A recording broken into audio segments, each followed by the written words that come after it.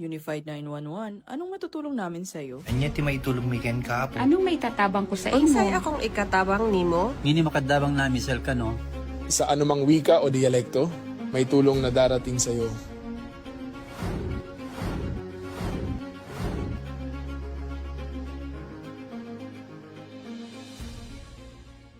Lilingkod sa bawat Pilipino at magbibigay ng tamang impormasyon para sa tahimik at maayos na Pilipinas. Police News Network, alagad ng batas, tagapagtaguyod ng balitang pulis, sandigan ng mamamayan, patnubay ng katotohanan.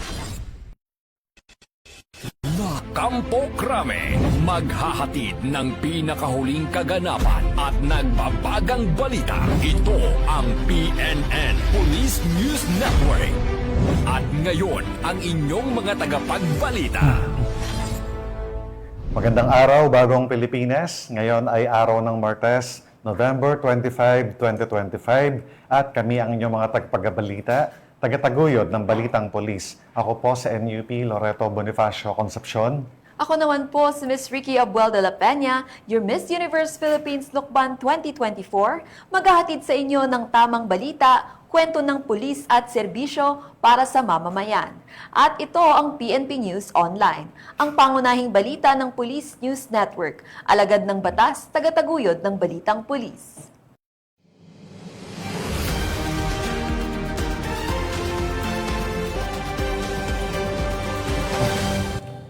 Narito ang mga balitang hatid ng ating PNN correspondents mula sa iba't ibang panig ng bansa.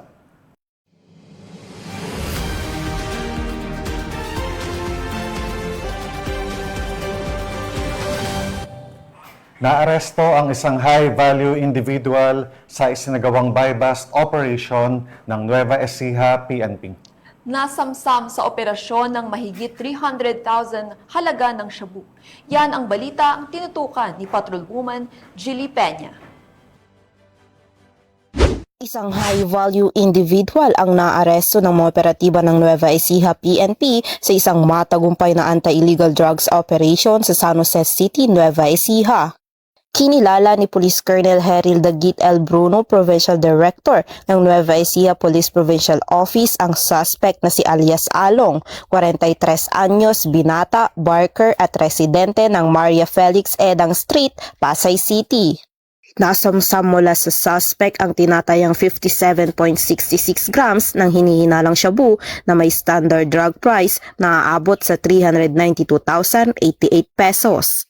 Dinala ang suspect at ang mga nakumpiskang ebidensya sa San Jose City Police Station para sa kaukulang dokumentasyon at tamang disposisyon. Patuloy ang pulisya sa mas pinaigting na kampanya laban sa illegal na droga upang matiyak ang kaligtasan at kaayusan sa komunidad. Mula dito sa Police Regional Office 3, ako inyong PNN Correspondent, Patrolwoman Jilly Advincula Peña, alagad ng batas, tagataguyod ng balitang pulis. Maraming salamat, Patrolwoman Peña. Matagumpay na naisagawa ng Pangasinan Police Provincial Office ang kanilang first Pangasinan Police Provincial Office Practical Defense Shooters Club Invitational Shoot Fest 2025. Ibabalita yan ni Police Corporal Rafi S. Peloria. Tagumpay na naisagawa ng Pangasinan Police Provincial Office sa pangunguna ni Police Colonel Arbel C. Merculio, Officer in Charge, ang kauna-unahang Pangasinan PPO Practical Defense Shooters Club Invitational Shoot Fest 2025 noong November 21 to 22 sa Pangasinan PPO Firing Range, Camp Governor Antonio Sison, Lingayen, Pangasinan. Dinaluhan ng mga pulis, civilian shooters at mga tagahanga ng shooting sports ang aktibidad. Layunin ng 2 araw na aktibidad ang pagtangkilik sa responsableng pagmamay-ari ng baril, pagpapalaganap ng ligtas na shooting practices at pagpapatibay ng ugnayan sa pagitan ng pulisya at komunidad. Tampok sa kompetisyon ang mataas na antas ng mga shooting stage at mahigpit na pagpapatupad ng safety standards na nagpakita ng disiplina, kahusayan at sportsmanship ng lahat ng kalahok. Binigyang diin ni Police Colonel Merculio na ang tagumpay ng First PPDSC Invitational Shoot Fest ay nagsisilbing panimula ng mas pinatibay na kooperasyon at patuloy na pagsusulong ng ligtas at responsableng shooting sports sa Pangasinan. Aniya, ang kaganapang ito ay sumasalamin sa sama-samang hangarin para sa disiplina, kaligtasan at kahusayan at inaasahang mas marami pang aktibidad na magbubuklod sa komunidad sa diwa ng kaligtasan, kasanayan at paglilingkod. Ang matagumpay na pagdaraos ng aktibidad na ito ay patunay ng lumalakas na suporta para sa shooting sports sa lalawigan at ng patuloy na pagtutulungan para sa kaligtasan at pagkakaisa ng komunidad. Mula dito sa Ilocos Region, ako ang inyong PNN correspondent, Police Corporal Rafi Viloria, alagad ng batas, tagataguyod ng Balitang Pulis. Maraming salamat, Police Corporal Velora. Arestado ang isang lalaki sa isinagawang buy-bus operation sa Iloilo City. Yan ang balitang tinutukan ni Patrolwoman Charmaine Balunsat. Arestado ang isang lalaki sa ikinasang buy-bus operation ng Iloilo City Police Office, City Drug Enforcement Unit, sa Ledesma Street, Barangay Kahirupan, Iloilo City proper, nito lamang 21 ng Nobyembre taong kasalukuyan. Ayon kay Police Captain Roque Jimeno III, Officer in Charge ng Iloilo City Police Office, City Drug Enforcement Unit, kinilala ang suspect na si alias Tutor, 22 taong gulang, isang e-bike driver, walang asawa at residente ng nasabing syudad. Na-recover sa operasyon ng 4 na sachet na naglalaman ng hinihinalang shabu na tumitimbang na humigit kumulang 30 gramo na tinatayang may standard drug price na nagkakahalaga ng 208,000 pesos. Kasalukuyang nasa kusudian na ng pulisya ang arestado at maharap sa kasong paglabag sa Republic Act 9165 o ang Comprehensive Dangerous Drugs Act of 2002. Ang matagumpay na operasyong ito ay patunay ng patuloy na pagsisikap ng kapulisan kontra iligal na droga upang masiguro ang kaligtasan ng bawat isa sa rehiyon. Dito sa Western Visayas, ako ang inyong Police News Network correspondent, Patrolwoman Charmaine Balunsat, alagad ng batas, tagataguyod ng Balitang Pulis. Maraming salamat, Patrolwoman Balunsat. Naglunsad ang Sangguniang Masang Pilipino International Incorporated ng Oplan Tabang para sa mga nasalanta ng bagyo sa Liloan, Cebu. Patrolwoman Grace Coligado, magbabalita. Ang Sangguniang Masang Pilipino International Incorporated ng Oplantabang para sa pamamahagi ng relief goods sa 170 pamilyang biktima ng pagbaha na dulot ng Bagyong Tino sa sitio San Roque, Barangay Hubay, Liloan, Cebu, nitong Lunes, November 24, 2025. Bilang isang PNP-accredited NGO, muling ipinamalas ng SMPII ang kanilang aktibong pakikilahok sa mga gawaing pang-komunidad at pang-emergency. Katuwang nila sa nasabing relief operation ang Liloan Municipal Police Station na nagbigay ng seguridad at suporta upang maging maayos at organisado ang aktibidad. Bago ang aktibidad, namahagi ang SMPII ng 170 claim stubs bilang bahagi ng kanilang control measures upang matiyak ang maayos na daloy ng pila at patas na distribusyon ng tulong. Pinahunahan ang relief operation ni Agent Officer 1 Angelo F. Paghuy, OIC ng SMPII Lapu-Lapu Chapter, sa gabay ni Chief Agent Officer 1 Ibrahim Rubel R. Beltran, Chairman ng SMPII National and International. Ang mga grocery packs ay donasyon mula sa mga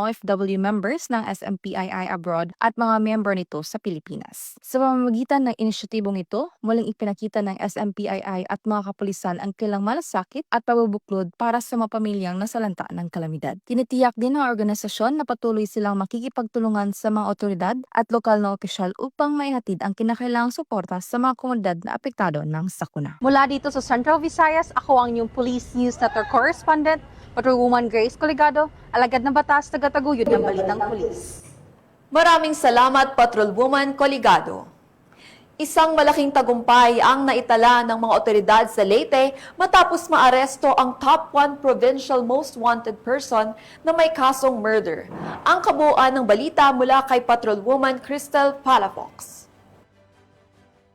Doon ng mga otoridad ang nakatalagang top 1 provincial most wanted person na may kasong murder matapos mahuli sa poblasyon Zone 1, Mayorga, Leyte. Naresto ang akusado bandang alas 10:40 ng tanghali ng mga tauhan ng Mayorga Municipal Police Station kasama ang Leyte Provincial Intelligence Unit at Provincial Investigation and Detective Management Unit sa bisa ng warrant of arrest para sa kasong murder na walang inirekomendang piyansa. Ang akusado ay dinala sa Mayorga MPS para sa kakulang dokumentasyon at tamang disposisyon. Ang matagumpay na pagkakaresto sa akusado ay patunay lamang na epektibo ang pagpapatupad ng pambansang pulisya sa kanilang sinumpaang tungkulin na maghatid ng serbisyo publiko para sa mas payapa, ligtas at maunlad na bagong Pilipinas. Mula dito sa Eastern Visayas, ako ang inyong PNN correspondent, Patrolwoman Palafox, alagad ng batas, tagataguyod ng Balitang Pulis. Maraming salamat, Patrolwoman Palafox. Isang lalaki at isang minor de edad ang naaresto sa isang drug buy-bust operation sa Impasuong, Bukidnon. At agad namang dinala sa police station ang mga suspect para sa kaukulang investigasyon. Ang buong detalye ibabalita ni Patrolwoman Riza Sahonia.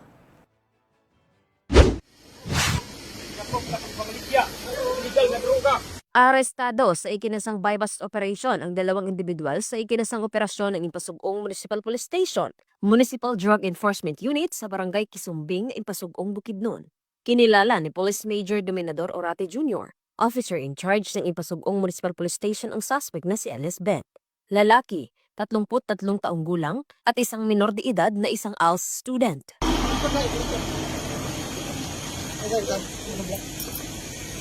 Sa isinagawang buy-bust operation ng mga operatiba ng Impasugong Municipal Police Station, ay nakumpiska ang 11 pakete ng hinihinalang shabu, isang 500 peso bill na ginamit bilang buy-bust money, isang cellphone, at iba pang mga non-drug items.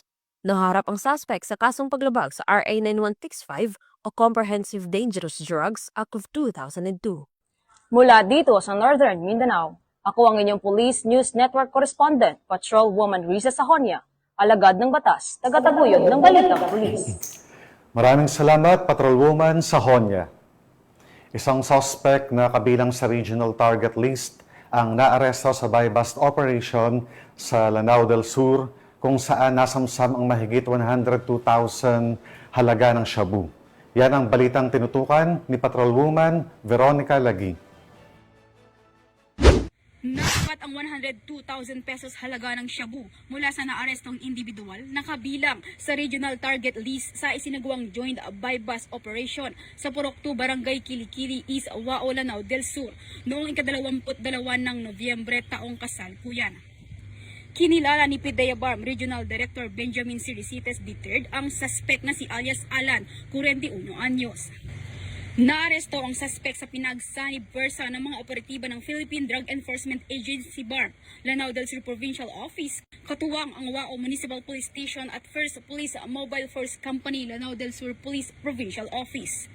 Nasamsam sa operasyon ang 3 piraso ng heat seal transparent plastic sachet na naglalaman ng hinihinalang shabu na tumitimbang ng humigit kumulang 15 gramo at nagkakahalagang 102,000 pesos at buy-bust money. Kasalukuyang nasa kustodiya na ng PIDEA BARM Jail Facility ang suspect at nahaharap sa kasong paglabag sa Republic Act 9165 o Comprehensive Dangerous Drugs Act of 2002. Ang tagumpay ng operasyon ay bilang bahagi ng pinaigting ng kampanya ng PNP at PIDEA BARM laban sa iligal na droga, partikular sa pagtutok sa mga personalidad na sangkot sa mga iligal na aktibidad upang mapanatili ang isang ligtas at mapayapang Bangsamoro. Mula rito sa rehiyon ng Bangsamoro, ako si Patrolwoman Veronica Lagi, nagbabalita para sa Police News Network, alagad ng batas, tagataguyod ng Balitang Pulis. Maraming salamat, Patrolwoman Lagi. At yan ang mga balitang nakalap ng ating PNN correspondents mula sa iba't ibang panig ng bansa. Mga ka-PNN, 30 days na lang, Pasko na!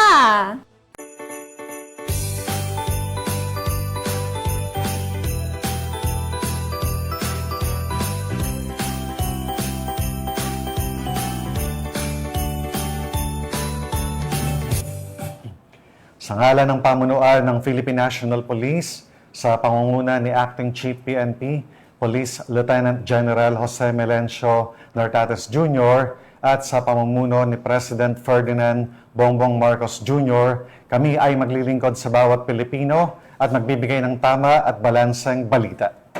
Mula rito sa tanggapan ng tagapag-ugnay ng Pambansang Pulisya, kami ang inyong mga tagapagbalita, tagataguyod ng Balitang Pulis, Ako po si NUP Loreto Bonifacio Concepcion. At ako naman po si Miss Ricky Abuel de la Peña, your Miss Universe Philippines Lukban 2024, maghahatid ng tamang balita, kwento ng pulis at serbisyo para sa mamamayan. At ito ang PNP News Online, ang pangunahing balita ng Police News Network. At ito ang bagong PNP para sa bagong Pilipinas, serbisyong mabilis, tapat at nararamdaman.